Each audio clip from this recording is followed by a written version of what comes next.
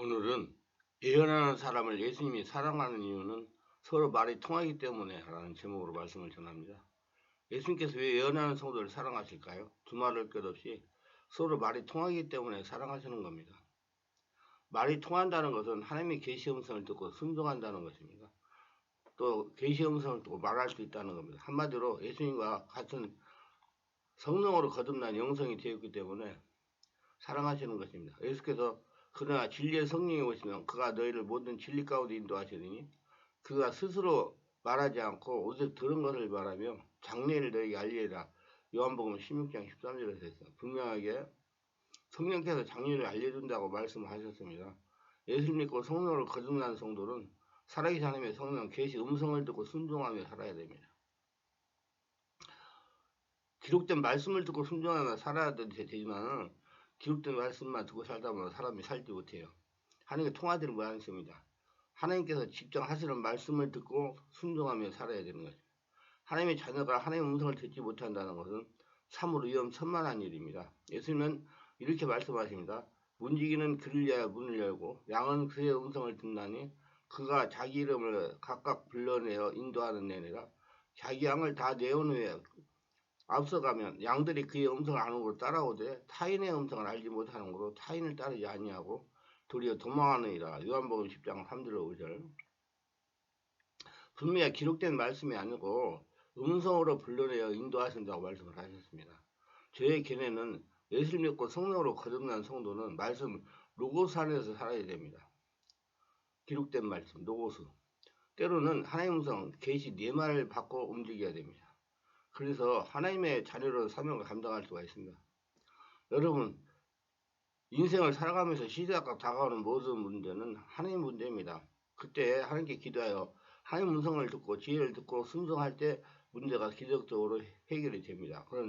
그렇기 때문에 하나님과 1대1 관계, 하나님과 서로 말을 주고받는 관계가 될 수 있도록 영성을 개발해야 됩니다. 그 영성을 개발하는 것이 성령으로 세례받고 성령 충만받고 온몸이 하늘나라 성전이 되고 하나님 마음이 합한 자가 되는 것입니다. 예수님은 예언의 음성을 듣고 순종하는 성도를 사랑하시는 이유도 여기에 있는 것입니다. 그런데 일부 교계 지도자들은 말하기를 현 시대는 하나님의 직접적인 계시는 끝이 났다는 것입니다. 그래서 성도들은 목회자들이 간접적 전하는 말씀 해석을 듣고 살아야 한다고 합니다. 여기서 알아야 될 것은 직접적인 계시라고 하는 것은 성경에 기록되어 있는 계시를 말하는 겁니다. 저는 지금도 하나님의 말씀 아래 성령을 통해 직접적인 계시를 인도하고 계십니다. 만약에 예수를 믿고 성령을 거듭난 성도가 직접적인 계시가 종결되었으니 기록된 말씀을 풀어서 설교하는 말씀을 듣고 살아야 한다면 하나님의 택한 백성이지만 아직 죄인이기 때문에 율법으로 살아가는 유대인과 다를 바가 없습니다. 유대인들은 죄인이기 때문에 율법으로 살아갑니다. 답답하니까 선지자를 통하여 하나님의 뜻을 알고 살아갑니다. 이는 영적으로 보면 지극히 위험한 발상입니다. 성도들이 스스로 아무것도 하지 못하는 무능한 사람을 만드는 전략입니다. 하나님의 아무 소리도 못 듣고 그냥 사람 소리 듣고 따라가는 그런 위험한 전략이에요. 바르게 분별할 줄 알아야 돼요. 유대인들은 하나님과 육신으로 언약을 맺은 백성이지만 우리들은 예수 그리스도의 하나님 아들이 친히 십자가 못 박혀 몸짓고 피를 내서 언약을 맺은 하나님의 자녀들인 것입니다. 구약의 성도들은 하나님의 백성입니다. 그러나 우리들은 육신이나 혈통이 사람들이 나지 않고 하나님께 태어난 친자식들입니다. 우리가 친 하나님의 자녀들인데 자녀들이 아버지와 직접적으로 대하는 것은 당연한 것입니다. 간접적인 계시를 듣고 살아야 한다는 말은 예수께서 요단강에서 성령으로 세례를 받기 전 시대를 살고 있는 것이 해당되는 겁니다. 구약시대나 예수님께서 성령으로 세례를 받기 전에는 선지자를 통해서 간접적인 계시를 받았습니다. 그래서 이스라엘 사람들은 선지자를 통해서 들려주시는 하나님의 계시를 알고 순종하며 살았습니다. 그럼 선지자가 없으면 죽는 거죠. 그러니까 모세가 없으면 죽는 거예요. 왜냐하면 하나님의 계시를 직접 받을 수 있는 통로가 없었기 때문입니다. 그래서 이스라엘 백성들은 스스로 하나님과 관계를 맺을 수 있는 통로가 없어 아무것도 할 수 없는 종의 신분이었습니다. 이는 애굽에서 종살이 하다가 하나님 음성을 모세를 듣고 나온 이스라엘 백성을 생각하면 쉽게 이해가 될 것입니다. 이들은 모세가 없으면 아무것도 할 수 없는 죽은 몸이나 다름이 없는 것입니다. 하나님께서 하시는 말씀을 들을 수가 없기 때문에. 그래서 홍해가에 앉아서 원망하면 소리만 지르는 겁니다. 애굽 사람들과 바로의 병거들 말들 그 마병과 군대가 그들 뒤에 따라와 바알스곳 맞은편 비아히곳 겨체변 그들이 장막을 치는데 미칩니다.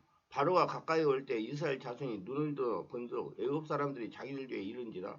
이스라엘 자손이 심히 두려워하여 여호와께 부르짖고 그들이 또 모세에게 이르되 애굽에 매장대가 없어서 당신이 우리를 이끌어내어 이 광에서 죽게 하느냐?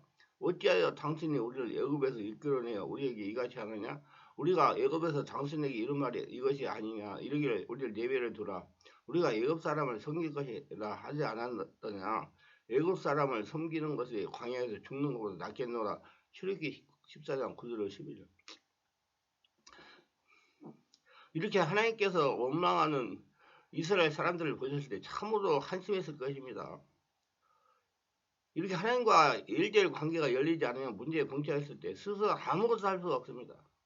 죽는 것밖에 할 수가 없는 거예요. 이때 하나님께서 함께 하심을 믿음 있는 모세가 이렇게 말합니다. 모세가 백성에 이르되 너희는 두려워하지 말고 가만히 서서 여호와께서 오늘 너희를 위하여 행하시는 구원을 보라. 너희가 본 애굽 사람을 영원히 다시 보지 못하리라 하니라. 여호와께서 너희를 위하여 싸우시리니 너희는 가만히 있을지니라. 담대하고 안정한 심령을 유지하는 모세에게 하나님의 계시가 들립니다. 여호와께서 모세에게 계시되 너는 어찌하여 내게 부르짖느냐? 이스라엘 자손에게 명령하여 앞으로 나가게 하고 지팡이를 들고 손을 바다에 내밀어 거기서 갈라지게 하라. 이스라엘 자손이 바다 가운데서 마른 땅으로 행하리라. 출애굽기 14장 15, 16절. 모세가 하나님의 말씀대로 지팡이를 바다에 내미니까 홍해가 갈라지는 것입니다. 모세가 바다로 손을 내밀며 여호와께서 큰 동풍이 밤새도록 바닷물을 물러가게 하시니 물이 갈라져 바다가 마른 땅에 새니라. 이스라엘 자손이 바다 가운데 육지로 걸어가고 물은 그들의 좌우 벽이 되니라. 출애굽기 10장 22, 22절. 하나님의 음성을 듣고 순종하는 모세가 필요합니다. 지금 이스라엘 사람들은 모세를 통하여 하나님의 직접적인 계시를 두고 따라가는 것입니다. 우리 한번 생각해 보시길 바랍니다. 지금은 성령의 역사하시는 교회 시대입니다. 성령께서 예수를 믿는 성도 개개인의 마음 안에 임재하여 계십니다. 개인의 마음 안에 임재하시는 성령의 하나님과 개별적으로 교통하면서 직접적인 계시를 드려야 됩니다. 직접적으로 하시는 음성을 듣고 순종하는 성도를 주님은 사랑하시는 겁니다. 마치 베드로가 주는 그리스도 살아계신 하나님의 아들이라고 대답할 때 바요나 시몬아 내가 보기에도다 이를 내게 알게 하니는 혈육이 아니요 하늘에 계신 내 아버지시라며 베드로를 칭찬한 것과 같습니다. 흔히 인류를 3시대로 구분합니다. 즉 성부시대, 성자시대, 성령시대로 구분합니다. 그런데 우리가 살고 있는 이 시대를 정확하게 보면 성령의 역사시는 교회시대입니다. 교회는 성경의 완성이 아니라 성령의 강림과 함께 시작되었습니다. 그리고 구약시대와 신약시대의 가장 큰 차이점 중 하나는 구약시대는 왕과 선지자의 제사장들에게만 성령이 임했으나 신약시대는 유엘의 예언대로 믿는 모든 자에게 성령이 임하신다는 것입니다. 유엘서 2장 28절 29절 읽어보시기 바랍니다. 그리고 중요한 사실은 사도 바울이 신약시대의 모든 신자들에게 임하는 성령님을 지혜와 계시형이라고 불렀다는 것입니다. 우리 주 예수 그리스도 하나님 영광 아버지께서 지혜와 계시형을 너희에게 주사 하나님을 알게 하시고 에베소 1장 17절 여기서 영은 성령님을 가리킵니다. 성령은 계시의 증거자요 하나님의 계시를 알려주는 분이에요. 우리에게 개개인에게 이것이 바울이 성령님을 지혜의 계시형이라고 부른 이유입니다. 그러면 성령님을 누구에게 계시를 주실까요? 바울이 증언해야 하면 성경 저자인 바울과 같은 사도들에게만 아닙니다. 이 편지의 순자인 에베소 교회 성도를 포함한 모든 평범한 예수 믿는 성도들, 예수 믿고 성령으로 거듭난 성도들에게입니다. 이 구절에서 바울은 신약의 신자들에게 성령의 지혜와 계시형을 소개했습니다. 그들에게 지혜와 계시형을 주신 성령님을 주십다고 강구했습니다. 왜냐하면 성령님이 그들에게 지혜와 계시를 주시는 분이기 때문이다. 이 구절의 의미가 그것이라는 것은 그 뒤에 나오는 하나님을 알게 하시고라는 문구를 통해서 확인됩니다. 지혜와 계시형이 임하면 그 결과 아버지를 알게 됩니다. 그런데 예수님은 다음과 같이 말씀을 하셨습니다. 내 아버지께서 모든 것을 내게 주셨으니 아버지의 아들을 아는 자가 없고 또 아들과 또 아들의 소원대로 계시를 받은 자 외에 아버지를 아는 자가 없느니라. 마태복음 11장 27절. 이처럼 계시를 통해서만 하나님 알 수가 있습니다. 직접적인 계시.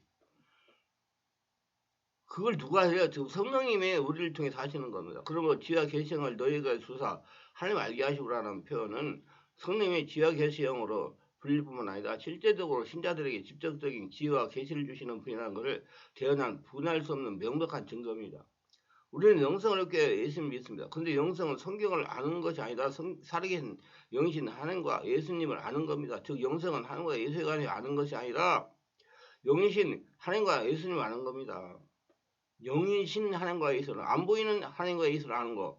그런데 하나님과 예수님에 관해 아는 것과 달리 지금도 살해 역사전 영이신 하나님과 예수님을 아는 것에는 직접적인 계시가 필요합니다.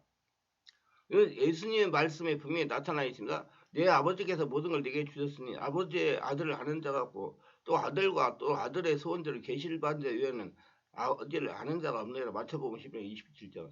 내 양은 내 음성을 들으며 나는 그들을 알며 그들은 날 따르네요. 요한복음 10장 27절. 예수는 계시를 받은 자 외에 아버지를 아는 자가 없다고 했습니다. 내 양은 내 음성을 들으며 예수님을 따른다는 것입니다. 기록된 말씀으로 인도하는 것이 아니고 직접적인 계시 음성으로 인도하신다는 겁니다. 그렇기 때문에 여러분 성령으로 거듭나가지고 성령 충만해가지고 하나나라 성대에 돼가지고 예수님 같은 영성이 됐을 때 그때 하나님의 계시 음성을 듣고 따를 수가 있는 겁니다. 그 성령으로 거듭나야 되는 거예요. 그 증거가 바로 마태복음 11장 25, 27절입니다. 그때 예수께서 대답하여 이르시되 천지의 주제이신 아버지여 이것을 기울고 슬기는 자에게 숨기시고 어린 아이들에게는 나타내심을 감사하니다. 옳소이다. 이렇게 된 것이 아버지의 뜻이니다. 내 아버지께서 모든 것을 내게 주셨으니 아버지에는 아들을 아는 자가 없고 아들과 또 아들의 소원대로 계시를 받은 자에는 아버지를 아는 자가 없느니라. 마태복음 11장 25, 27절. 또 누가복음 10장 17도 20절. 70인이 기뻐 들어와 이르되 주여 주의 이름이면 귀신들로 우리가 항복하더이다. 예수께서 이르시되 사탄이 하늘로부터 번개같이 떨어지는 걸 내가 보았노라. 내가 너에게 뱀과 정갈을 밟으며 원세 모든 능력을 제어할 권능을 주셨으니 널 해칠 자가 결코 없으리라. 그러나 귀신들이 너에게 항복하는 걸 기뻐하지 말고 내 이름이 하늘에 기록된 것을 기뻐하라 하시나. 그때 예수께서 성령으로 기뻐하시며 이르시되 천지의 주제이신 아버지여 이것을 지혜롭고 슬기는 자에게 숨기시고 어린 아이들에게는 나타내면 감사하이다 옳소이다. 이렇게 된 것이 아버지의 뜻이니다. 내 아버지께서 모든 것을 내게 주셨으니 아버지에게는 아들이 누군지 아는 자가 없고 또 아들과 아들의 소원대로 계시를 받은 자에게는 아버지가 누군지 아는 자가 없다 하시고. 누가복음 10장 17절로 22절. 두 곳 다 천대에 주시는 아버지 이걸 지혜롭고 슬기는 자에게는 숨기시고 어린아이들에게는 나타내시고 감사하다는 말씀이 먼저 나옵니다. 지혜롭고 슬기로운 자들이라는 것은 자기 힘으로 자기 지혜로 살아가는 사람이 말하는 거예요. 어린아이들은 것은 하나님 없이는 살아갈 수 없다고 성령으로 거듭나가지고 성령의 주인된 사람을 말하는 겁니다. 그 직후에 내 아버지께 모든 것을 내가 주셨으니 아버지는 아들을 누군지 아는 자가 없고 또 아들과 또 아들의 소원대로 계시를 받은 자 외에는 아버지가 누군지 아는 자가 없나이다라는 말씀이 나옵니다. 그러므로 문맥상 25절에 나타내신 것과 27절의 계시는 같은 의미입니다. 실제로 나타내신 계시는 같은 단어예요. 그래서 27절 계시로 번역한 겁니다. 그러므로 27절분에 25절에 나오는 나타내심도 계시를 의미합니다. 모두 다 성령으로 거듭나가지고 하나님의 직접적인 말씀, 음성을 듣고 따라갈 수 있는 그런 영성을 기르시고 성령으로 충만 받으시고 온몸이 하나님 성전 되시기를 바랍니다. 그 하나님께서 귀하게 사랑하는 자들이 다 되시기를 바랍니다. 기도합니다. 오늘 또 저의 설교를 끝까지 시청하시는 분들을 축복하소서. 특별하게 축복받을 분들은 구독, 좋아요, 알림 설정, 후원하시는 분들을 기억하시고 성령을 세례받고 성령을 충만하여 온몸이 하늘나라 성전에서 하늘과 같은 영성이 돼서 예언함이 하늘복으로 넘쳐나게 하옵소서. 예수님의 이름으로 기도합니다. 아멘.